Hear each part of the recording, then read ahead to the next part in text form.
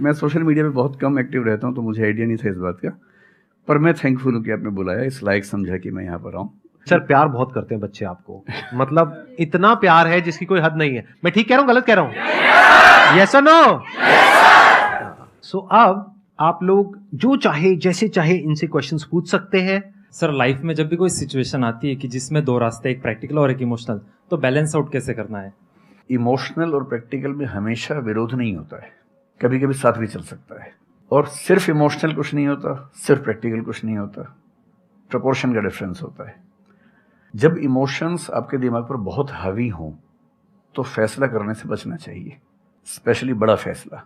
छोटा तो ठीक है कि आपके दोस्त ने कहा कि दोस्त नहीं एक फिल्म देखेगा मेरे साथ, आप इमोशनल हो जाके देख ली फिल्म, क्या हो गया, कोई नुकसान नहीं होगा। पर कोई ये कहे कि तो मुझसे प्यार नहीं करते, शादी नहीं कर सकते मुझसे और हमने शादी कर ली, ये ठीक नहीं है।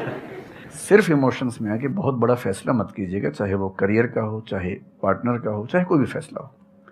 प्रैक्टिकल इतना नहीं हो जाना है कि आप मशीन, रोबोट या पत्थर बन जाएं, क्योंकि आप कितने भी सक्सेसफुल हो, यदि आप इमोशनली सक्सेसफुल नहीं है, इमोशनली स्टेबल नहीं है, इमोशनली वेलबींग के स्टेट में नहीं है, तो आपकी सक्सेस किसी काम की नहीं है, एकदम मीनिंगलेस है। So the success in totality needs emotional happiness, emotional stability as well. इसलिए इमोशंस को खारिज करके जिएंगे तो शायद कुछ अचीवमेंट्स बड़ी हो जाएं, पर वो किसी काम की नहीं है। केवल इमोशंस पे चलेंगे तो हो सकता है कि अचीवमेंट जिंदगी में ज्यादा हो ना पाए। तो बैलेंस की बात है, और सबसे अच्छा तरीका है जब बहुत इमोशंस हो, इंटेंसिटी बहुत ज्यादा हो, सिर्फ एक तरीका मैं जो अपनाता हूं, उस क्षण में फैसला नहीं करना है। कुछ भी हो, कोई कितना भी प्रेशराइज करे, सिर्फ इतना बोलिए कि मैं 24 घंटे बाद बताऊंगा आपको, थोड़ा सोचूंगा इस बारे में। और यदि आपने उस मोमेंट से खुद को बाहर निकाल लिया तो फिर आप डिटैच होकर देख पाएंगे, और थोड़ा सा प्रैक्टिकल एलिमेंट भी रहे, इमोशनल एलिमेंट भी रहे, वो फैसले सबसे अच्छे रहेंगे लाइफ के लिए। मैं आपको एग्जांपल से बात समझाता हूँ। ऐसे लोग जो तैयारी कर रहे थे, अफेयर में थे, एक का सिलेक्शन हो गया, अब उसके सामने क्राइसिस ये है, स्पेशली किसी लड़की का हो गया, लड़के का नहीं हुआ। अब हमारी सोसाइटी में ना, लड़की ऊंचे पद पे हो, लड़का ना सफल हुआ हो तो बड़ा मुश्किल है सोसाइटी में, उनको शायद दिक्कत नहीं है। अब वो लड़की प्रैक्टिकल नहीं है कि मैं तुमसे शादी करूं ये कह के अगर हट जाती है और शादी करती है किसी ऐसे व्यक्ति से जो बहुत सफल है। I know many such people personally, मैं नाम नहीं बोल सकता किसी का। मैंने जनरली पाया है कि वो लोग लाइफ में बहुत फ्रस्ट्रेशन में रहे बाद में, क्योंकि सफलता के नाम पर, प्रैक्टिकल होने के नाम पे ऐसे व्यक्ति को चुना जिसके साथ वो रह नहीं सकते ठीक से। और मैं ऐसे कई लोगों को जानता हूं जो IAS बने, IPS बने, जिनको करोड़ों रुपए के दहेज के ऑफर्स आए, साफ ठुकरा के कहा कि मैं जिंदगी एक ही व्यक्ति के साथ गुजार सकता हूं जो मेरे साथ है, और हैं, बहुत खुश हैं। अब कोई कह सकता है उनके परिवार में कि इसने प्रैक्टिकल फैसला नहीं किया, इमोशनल फैसला किया, पर अल्टीमेटली किसी चीज की वैल्यू क्या है? आपकी लाइफ बेहतर हो। यूट्यूब पे जिसके 1 लाख भी सब्सक्राइबर्स होते हैं वो मोनेटाइज करता है, 1 लाख क्या जब मिनिमम हो सकता है, खूब पैसा कमाते हैं, ब्रांड प्रमोशन करते हैं, साबुन तेल बेचते हैं बीच बीच में। आपका चैनल तो शायद देश में सबसे बड़ा चैनल है, आप चाहें तो कितना नहीं कमा लेंगे। मुझे कुछ दिन पहले एक एजेंसी के लोग मिले जिन्होंने बताया कि इनकी जैसी ख्याति है उस लेवल पर महीने में कोई 5-10 करोड़ भी कमाना चाहे तो कमा सकता है आराम से इस यूट्यूब चैनल से। तो मैंने पूछा कि वो कौन सी चीज है जो आपको इतना मजबूत बनाती है कि आप नहीं इस रास्ते पर जाते, मैं वो जानने में इंटरेस्टेड हूँ।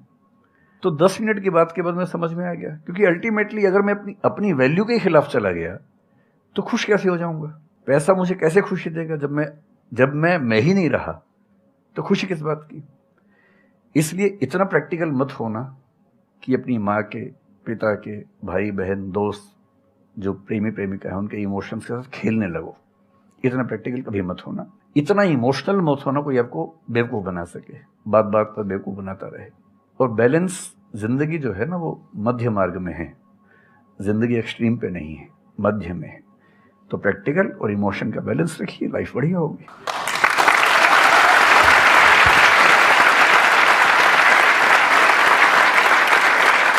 आपने सर इतने अच्छे से एक्सप्लेन किया, मेरे पास में कुछ है ही नहीं बोलने के लिए।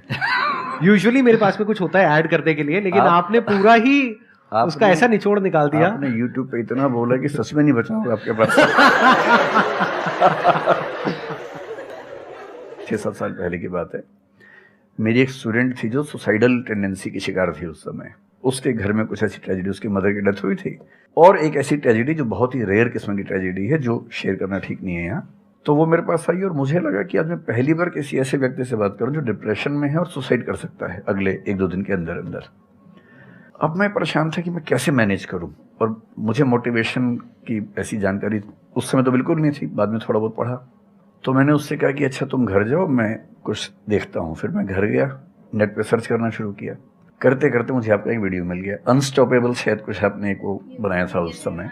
तो मैंने वो थोड़ा सा देखा 10 मिनट का। मुझे लगा कि ये जो है ना, ये इंजेक्शन है किसी मतलब डिप्रेस्ड व्यक्ति को तुरंत मोटिवेट करने के लिए। तो मुझे ध्यान है कि मैंने उसको वीडियो का लिंक भेजा। मैंने कहा देखो, जिंदगी अपने रास्ते पे चलेगी, ठीक हो जाएगी। जब जब मूड ऐसा हो, बहुत डिप्रेसिंग हो, सुसाइडल मन करे, उस समय वीडियो देखना ध्यान से, और कम से कम उस बुरे फेज से बाहर निकल जाओगी। और फिर मैंने वो वीडियो अपने फैमिली में भी 2-3 बच्चों को भेजा, जो बच्चे उस क्राइसिस में होते थे। तो मैं बहुत थैंकफुल हूँ, उन सब बच्चों की जान बचाने में क्या आपकी बात कर बड़ी भूमिका है। Thank you so much sir, it means a lot to me. ये तो आपने बहुत बड़ी बात कह दी सर, मेरे लिए बहुत बड़ी बात है ये। नहीं, कई बच्चों की जान बचाई होगी आपने जरूर। जो वो एक मोमेंट होता है, उस मोमेंट में कोई बचा ले तो लोग बच जाते हैं, वो मोमेंट क्रॉस हो जाए तो फिर चीजें बिगड़ जाती हैं। हेलो सर, नमस्ते। नमस्ते सर, बोथ ऑफ यू, मैं हमेशा से आप दोनों की बहुत फैन रही हूँ। मुझे बस ऐसा लग रहा है कि मैं सपना देख रही हूँ, मेरे लिए रियलिटी नहीं है। मुझे बस आपसे ये जानना, मैं हर मतलब एवरीडे 8 से 10 आवर में पढ़ाई करती हूँ, बट मुझे कभी कभी बहुत डिमोटिवेशन आ जाता है कि होगा नहीं होगा, क्या होगा पता नहीं। देखिए, डिमोटिवेशन अगर आपको दिन भर में 1 घंटे आता है। नहीं सर, ऑलमोस्ट टाइम पढ़ाई करने के बाद 2-3-4 दिन के बाद ही होता है, कंटिन्यूअसली नहीं होता। अगर महीने में 4-5 बार आता है और 1-1 दिन के लिए आता है तो इसका मतलब आप एकदम ठीक हैं। अगर कोई व्यक्ति आपको ये कहे कि मुझे डिमोटिवेशन कभी नहीं होता, तो उसको इलाज की जरूरत है। आपको जरूरत नहीं है, क्योंकि जब आप अपने से बेहतर व्यक्ति को देखेंगे, आपको थोड़ा सा इंफीरियरिटी कॉम्प्लेक्स आएगा, डिमोटिवेशन आएगा। जब आप अपने से कमज़ोर को देखेंगे, आपको सुपीरियरिटी कॉम्प्लेक्स आएगा, थोड़ा सा मोटिवेशन ज़्यादा हो जाएगा। जिस दिन टारगेट पूरा हो जाएगा, मोटिवेशन आ जाएगा। जिस दिन टारगेट पूरा नहीं होगा, डिमोटिवेशन आएगा। जिस दिन टेस्ट में आपके मार्क्स अच्छे आएंगे, आप मोटिवेशन के साथ लौटेंगे। जिस दिन खराब आएंगे, डिमोटिवेशन होगा। लेकिन ध्यान रखिए, जिस दिन आप मोटिवेटेड हैं, उस दिन आप वजह बन गए कईयों के डिमोटिवेशन की। लगातार मोटिवेटेड होना एक मेंटल इलनेस की निशानी है, और लगातार डीमोटिवेटेड होना डिप्रेशन की निशानी। इन दोनों से बचना है। तो डीमोटिवेशन की बहुत हाइप है, इतनी हाइप की ज़रूरत नहीं है। थोड़ा बहुत हो, एंजॉय कीजिए उसको।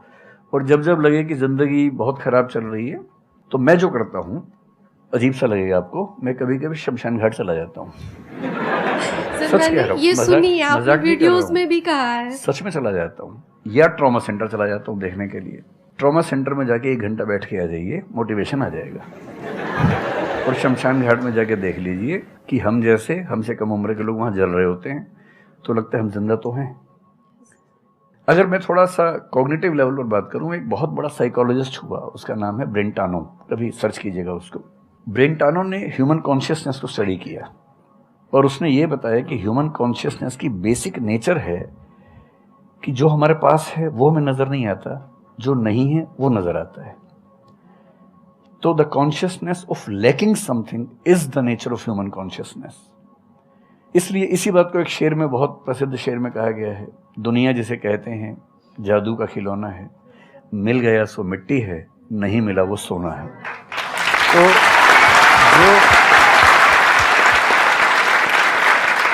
तो जो आपको नहीं मिलेगा ना, हमेशा बड़ा होकर दिखेगा, जो मिलेगा छोटा हो जाएगा। तो ईमानदारी इसमें है कि जब जब डिमोटिवेशन और डिप्रेशन हो, एक कागज लेके बैठ जाइए और एक तरफ लिखिए, मेरी जिंदगी में ऐसा क्या क्या है जो दूसरों के पास नहीं है। पेज भर जाएगा पूरा। तो जो है उस पर ध्यान दीजिए और एंजॉय कीजिए। मेरा क्वेश्चन है कि आजकल बहुत लोग बोलते हैं कि एजुकेशन सिस्टम हमारा पुराना हो गया है, और बहुत लोग बोलते हैं कि इसे चेंज करना चाहिए, और ये सारी चीज़ें बहुत पुरानी हो रही है जो हम अभी करंटली पढ़ रहे हैं। तो इस पे आपका ओपिनियन क्या है? एजुकेशन सिस्टम में तो बहुत मेजर चेंजेस की ज़रूरत है, और ये बात भारत सरकार ने एक्सेप्ट भी की है, नई पॉलिसी भी लेके आए हैं। मतलब मुझे लगता है कि कई लेवल्स पे देखना है। सबसे पहले तो ये डिफाइन करना ज़रूरी है कि एजुकेशन का पर्पज़ है क्या। क्या पर्पज़ केवल नौकरी लेना है, एक जॉब मिल जाए वही पर्पज़ है, मैं उससे एग्री नहीं करता हूँ। मेरी राय में एजुकेशन का बेसिक पर्पज़ है कि एक होमो सेपियंस एक इंसान बन जाए, सोचना आ जाए, उसको समझना आ जाए। कोई राजनेता या धर्मगुरु उसको गधा ना बना सके, बेवकूफ़ ना बना सके। उसे इतनी समझ हो कि वो चीज़ों को फैक्चुअली ऑब्जेक्टिवली समझ सके, तर्क कर सके, बहस कर सके, और अगर तर्क और बहस में सामने के तर्क ठीक हैं तो उनको एक्सेप्ट भी कर सके, इतना विनम्र भी रहे। बेसिकली पर्सनैलिटी ग्रूमिंग का प्रोसेस एजुकेशन है, वो केवल नौकरी का मामला नहीं है। पहली गलती तब होती है जब हम उसको केवल नौकरी का मामला मान लेते हैं। मतलब नौकरी ज़रूरी है, ऐसा नहीं कि ज़रूरी नहीं है, लेकिन वो सिर्फ वो उसका पर्पस नहीं होना चाहिए। सेकेंडली, कई ऐसी चीज़ें, जैसे अगर बहुत विस्तार में तो नहीं जा सकते, जैसे एक बहुत छोटी बात है सेक्स एजुकेशन हमारी सोसाइटी में। ये इतनी ज़रूरी चीज़ है। स्कूल में जो एडोलेसेंस की एज के लोग हैं, 12, 13, 14 की एज के लोग हैं, उनको वो सब चीज़ें बताएं ताकि गलत सोर्सेज से इंफॉर्मेशन ना मिले, कोई गलती ना कर बैठें।